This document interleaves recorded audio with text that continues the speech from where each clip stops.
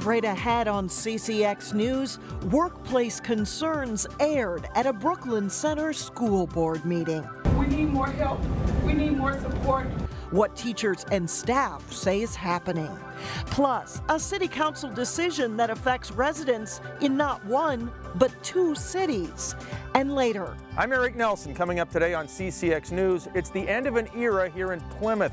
The last barber shop in the city will be shutting its doors and moving to a new location. CCX News starts right now.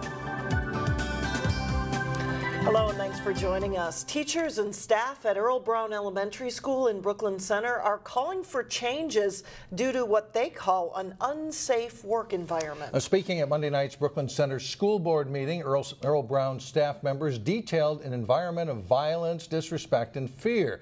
As Delane Cleveland reports, their goal is for widespread policy changes on discipline. Earl! Earl! Earl! Brown!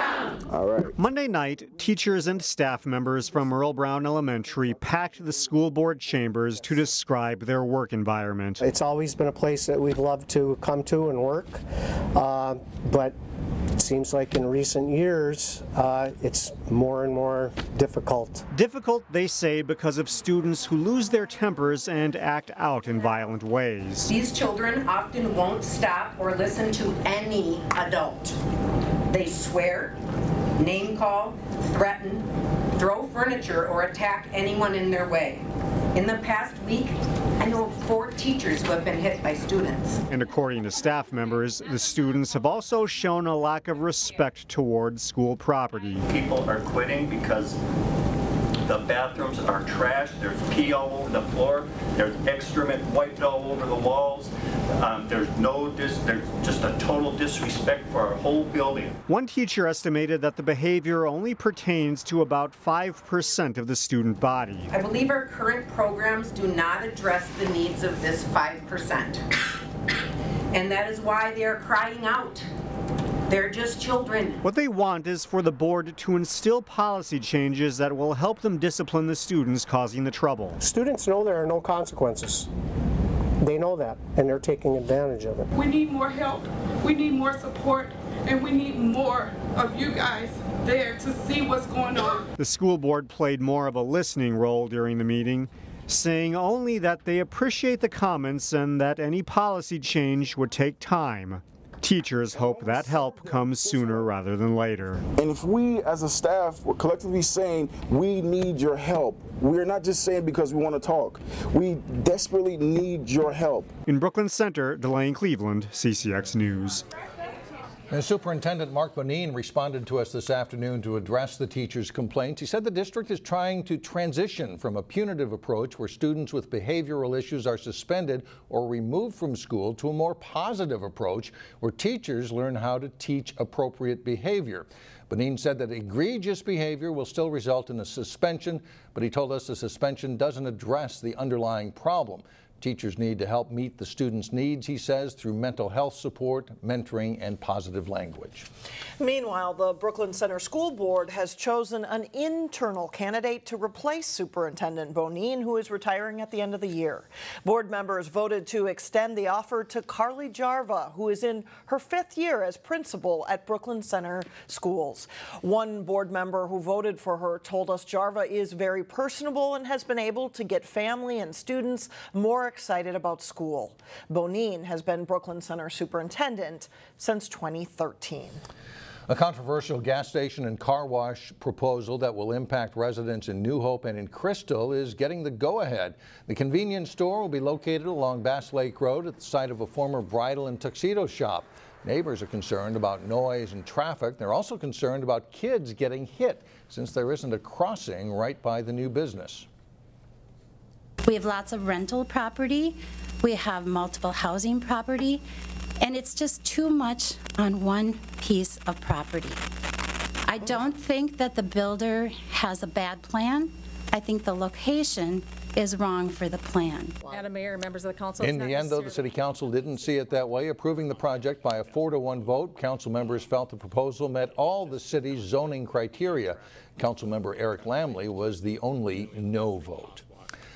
One concession the business owner did make was dialing the store hours back from midnight to 11 p.m. A former Minnesota Viking must appear in court after a restaurant that he owns in Maple Grove was caught serving alcohol to a minor. Matt Khalil was not present for the sale at Pieology Pizza. However, since he owns the pizza franchise, he is being held criminally responsible. The complaint says a 17-year-old server sold a beer to a 19-year-old woman. That's when a police officer stepped in. Khalil, who now plays for the Carolina Panthers, has been summoned to appear in court on December 15th.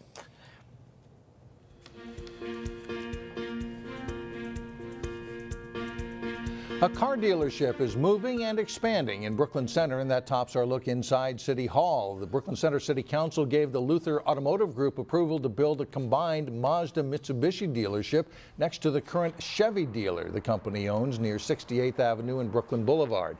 City planners say it allows a former school bus storage facility to be redeveloped. Luther also has Honda, Toyota, Volkswagen, and Buick dealerships in Brooklyn Center. Changes are also coming to Shingle Creek Crossing. The Brooklyn Center Council approved plans to enlarge the former Kohl's store and renovate it to become a home furniture store. That means adding 2 floors and nearly 25,000 square feet to the building. Construction is expected next year. Still ahead, what a Maple Grove Elementary School is doing to improve student test scores. That's next in School Spotlight. Plus, a new girls hockey co-op is coming together well as the puck drops for a new season. That's later in sports. But first, turning colder on Wednesday, highs in the upper 30s.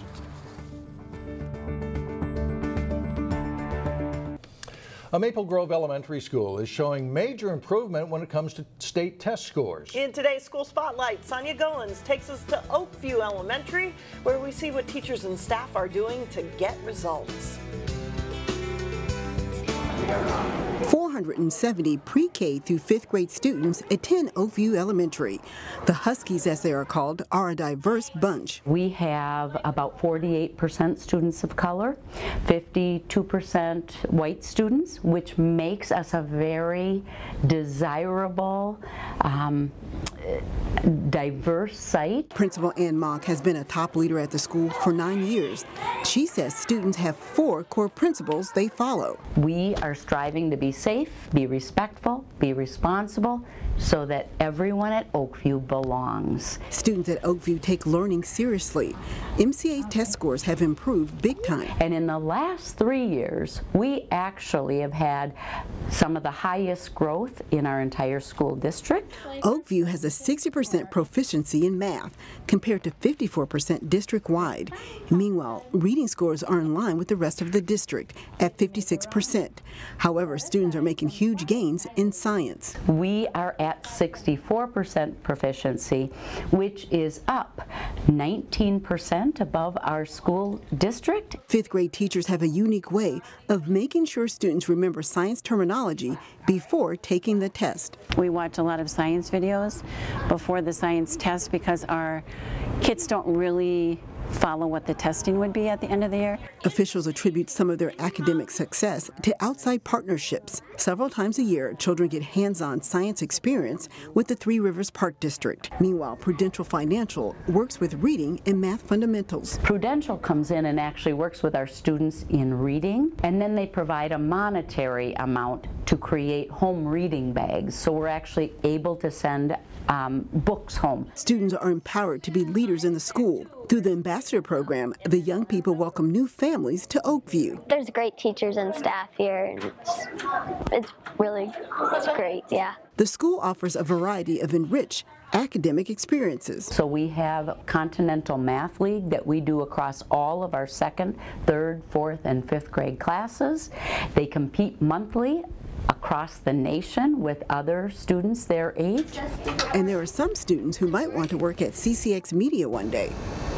Good morning and welcome to OVTV. My name is Riley. And I'm Drew. Lunch today will be popcorn chicken or cheeseburger mac and cheese. Oakview Television puts on a show every day, updating students on the weather, school lunch menu, and important happenings within the school. I get to adjust the camera, and I actually really like to watch them. A variety of school-wide activities bring students together. Your very first job is to write your name on the bottom of the rock. On this day, they painted positive messages on rocks.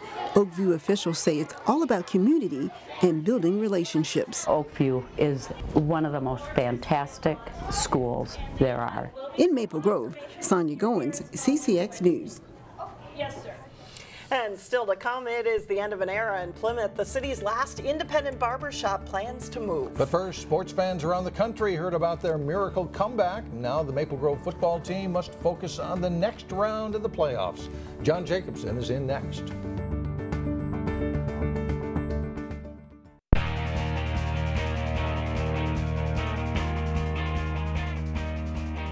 I'm John Jacobson with sports. The final 4 teams in all of Minnesota's prep football classes move indoors this week to the state semifinals at U.S. Bank Stadium. That includes Maple Grove, but the Crimson are putting last week's comeback behind them. And see if they give it to Hull. Raymond comes in motion. They give it to Hull. Touchdown, Maple Grove! Oh my God. Are you kidding me? Maple Grove's incredible comeback against St. Michael Albertville was big news far beyond Maple Grove. The game's fantastic finish received so much local and national press, the head coach Matt Lombardi had to refocus his team's attention. I could tell all the chaos that was going to follow the last game. I think we had to get together on Saturday morning just to say, that's over. We have to focus on Eden Prairie. That's our main concern, and let everyone else enjoy it. And we will enjoy it down the road, but right now we got to get back to Eden Prairie. The Crimson lost 28-7 to Eden Prairie in Week 5 of the regular season. They know they'll need better execution this time around. Familiarity with the Eagles personnel should help. We already kind of know their game plan, but you know they add stuff throughout the year, so we just keep watching film every game, and we kind of know what they got, who's their main players, and what we got to do to stop them. So obviously the first time we played them, we thought we played very well for about 2.5 quarters, and we're right in it. We moved the ball, we made some dumb mistakes and penalties, but then what they do, they got like 14 points in about 2 minutes, and that kind of put us away. And so we got to try to stop all their momentum swings that they're so good at getting, and just kind of stay in the course for 48 minutes. Like Champlin Park, their team of Rice and Benilde St. Margaret's last season, the Crimson now get the opportunity to play on the Vikings' home field, U.S. Bank Stadium. A big deal for the team. I mean, right as we get there, I'm going to be so excited to play at U.S. Bank because I don't think I'll ever have a chance to play there ever again, and it'll just be an unreal feeling. And once that kickoff goes, I'll just be like, all right, time to dominate EP because that's the only thing you can do. Maple Grove and Eden Prairie kick off at approximately 7 p.m. Thursday at U.S. Bank Stadium. The girls' hockey season is underway. Tuesday night, it's the first ever game from the new Champlin Park-Coon Rapids co-op. Jay Wilcox has more on the pairing. It's a new beginning as Champlin Park and Coon Rapids team up in girls hockey. And the players say it's mostly so far so good. I think it's going better than a lot of people expected it to go. A lot of people stepped up and they're having good attitudes, and just coming out here every day and playing is the best they can. I love the Champlin girls. We've all gotten along pretty well, and I think the season's going to be great this year. It's definitely been an interesting mixture. It's been nice to get to know all the new things people are bringing to the program, but so far I think it's a really good mix with all the new people and the new talent. You're not going to please everybody when you're trying to come up with something new, and a lot of these other co-ops, and I kind of reached out to quite a few other co-ops. I even reached out to the Armstrong Cooper co-op and talked with Patty Weldon a little bit over at Armstrong, just some things I might, that might pop up, and maybe what to look at and maybe do differently. Declining numbers led Coon Rapids to pair with Spring Lake Park the past couple of seasons, but a desire to be teamed up with another Anoka-Hennepin district school led to this new merger. It will help the depth of the program. Yeah, there definitely is a lot more depth. We're playing varsity with 4 lines, so coach says every day of practice is like a tryout. Lines aren't ever for sure, and it's nice to have that many girls to be able to do it like that. CPCR scrimmaged some high-quality teams in Grand Rapids to get ready for the season. And while it took some time to gel, the progress was visible. At first, you could tell we're all new and still trying to get to know each other, but now we're really flowing together, and the scrimmages, we're pretty good. Every game was close. We skated 4 lines and 6D just to kind of give everybody an opportunity to show us what they had, and so it's gone really well. There will undoubtedly be some growing pains and new things to get used to, but the Champlin Park-Coon Rapids Co-op is likely to thrive. Jay Wilcox, CCX Sports. Champlin Park-Coon Rapids opens the season at Burnsville at 7 o'clock Tuesday night. They play in Duluth Friday before their home opener next Tuesday at the Champlin Ice Forum against Andover. Home games will be split between the Ice Forum and Coon Rapids Ice Center. That's all for sports. Mike and Alex, back to you. All right, thanks a lot, John. Still ahead, changing styles in Plymouth. A barber shop that lasted decades, now on the move. That story when we come back. Well, finally, the end of an era in Plymouth. On December 1st, the last traditional barbershop in Plymouth will close its doors and relocate. We get more from Eric Nelson. From the outside, Oakwood Barbers looks like just another business in just another strip mall. It's your old style barbershop. Not too many of them around anymore. But on the inside, it's more like a museum. That one's probably from the 50s or 60s, and then those are from the 50s, and that one's 1932. Oakwood is chock full of trinkets, signs, and barber chairs that span many generations. When I saw the electric fireplace, it was like, oh, we got to throw that in there. In an era of chains and salons, barber shops like Oakwood are on an island. They are rare these days. There's just a difference in how we do things. We don't do any appointments. We just love people to walk in and take care of them when they get here, when they have the time.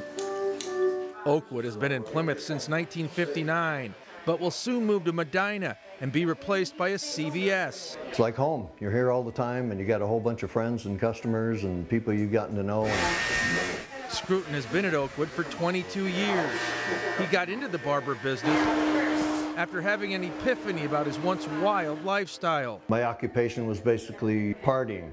During a stint in treatment for substance abuse, Scruton caught a break. Through that healing, there was an offer to get a month's free tuition at the barber school. Since that game-changing moment, cutting, clipping, and trimming hair has become Scruton's forte. As long as I can stand up and use my hands, I can do it forever. So it's a built-in retirement program. Oakwood has a homespun approach to cutting hair and has a Cheers-type vibe. When you walk in, they know your name. They're friends. Right. It's not just a business you're walking into. Bartenders sit around and play therapist and listen to your story. Well, we do the very same thing here. The old school barber pole will soon vanish in Plymouth, gone in the name of progress. It's been a blast. I'm Eric Nelson, CCX News. And Oakwood Barbers will open in Medina on December 4th. It is just a few miles away from the Plymouth location. I suspect customers will follow. I would think so. That does it for us. Thanks so much for joining us. And we'll see you back here again Wednesday, starting at 4.